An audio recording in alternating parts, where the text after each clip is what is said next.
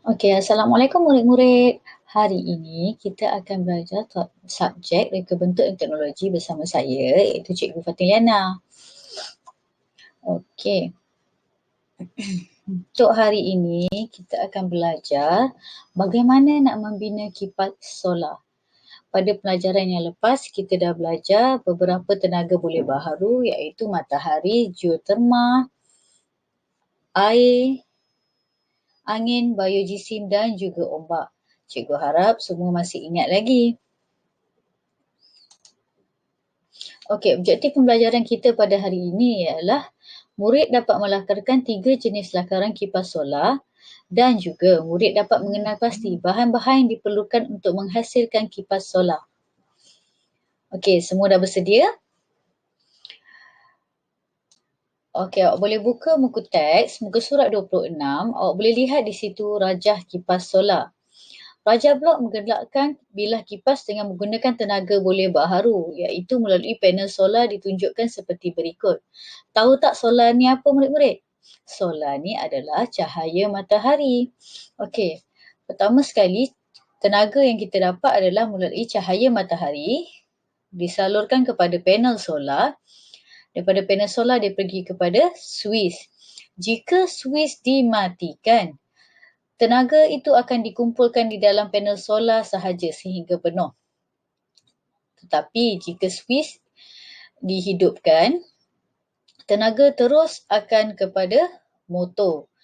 Motor pula akan pergi kepada bilah kipas. Barulah bilah kipas boleh berpusing. Jelas murid-murid?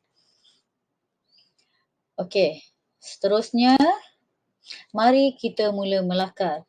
Dah bersedia nak melakar? Sediakan pensel, pembaris, pemadam beserta buku tulis nota RBT. Okey, mari kita lihat lakaran yang pertama. Okey, ini lakaran yang ada dalam buku teks ya murid-murid. Lakaran pertama dia menggunakan kotak, cuboid ataupun kubus lah.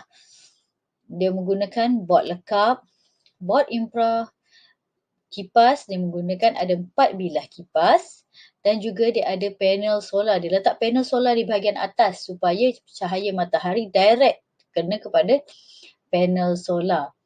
Okey, dia letak juga di sini suis beserta beberapa ukuran. Okey, ini adalah lakaran yang pertama. Mari kita lihat lakaran yang kedua. Okey, lakaran kedua berbeza dengan lakaran pertama. Okey, lakaran kedua dia menggunakan berbentuk segitiga. Panel solar diletakkan di bahagian atas juga tapi di bahagian sisi lah, atas sisi. Dia menggunakan sama juga bot infra tapi di bahagian panel bawah dia menggunakan batang aiskrim dan juga bot lekap. Motor dan bilah kipas diletakkan di bahagian belakang segitiga tersebut. Suis diletakkan di atas bot lekap ini. Okey, ini adalah lakaran yang kedua lah. Okey, kita tengok kepada lakaran yang ketiga. Lakaran ketiga dia menggunakan berbentuk piramid. Dia meletakkan panel solar di bahagian sisi juga. Tetapi berbeza dengan lakaran kedua, lakaran ketiga dia menggunakan hanya 2 bilah sahaja kipas berbanding lakaran pertama dan kedua. Okey, awak boleh tengok lakaran pertama dia menggunakan 4 bilah kipas. Lakaran kedua dia menggunakan 4 juga bilah kipas. Tetapi bagi lakaran yang ketiga dia hanya menggunakan 2 bilah kipas sahaja.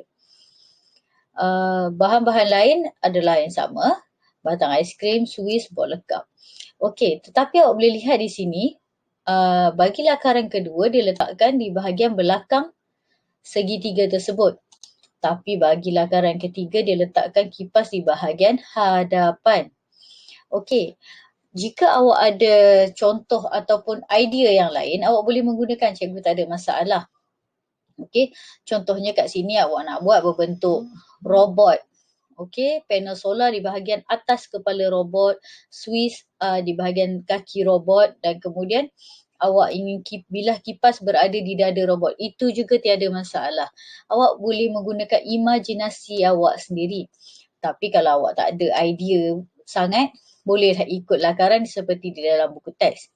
Okey, dah siap 3-3 lakaran. Okey, kemudian kita perlu memilih ataupun menggabung jalinkan tiga-tiga lakaran yang awak rasa yang terbaik untuk kita buat satu lakaran yang terbaik. Okey, kita gabungkan lakaran 1, 2 dan 3. Okey, untuk di sini dia gabungkan tiga-tiga lakaran, dia memilih untuk menetapkan hanya dua bilah kipas sahaja di sini, tapi bahan-bahan lain ditetapkan. Kemudian dia menggunakan bentuk yang separuh segitiga dan separuh kubus. Okey, panel solar diletakkan di bahagian atas secara menyengit kerana matahari tak semestinya secara menegak. Apabila secara menyengit begini, awak akan lebih mudah menangkap ataupun memerangkap tenaga solar dengan lebih efisien sekali. Okey, jelas? Cikgu hanya inginkan 3 lakaran dan juga lakaran terbaik awak dilukiskan di dalam buku nota RBT.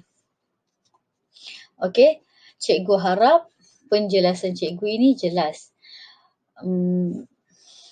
Dan cikgu juga harap kamu dapat menyiapkanlah kerja-kerja yang cikgu dah bagi daripada awal sebelum ini. Lakaran-lakaran semua ini cikgu akan tanda apabila kita buka sekolah pada minggu hadapan. Sekian, terima kasih. Okey, harap semua berada dalam keadaan sihat dan dapat berjumpa dengan cikgu pada minggu hadapan. Sekian, terima kasih. Assalamualaikum. Sekian, terima kasih.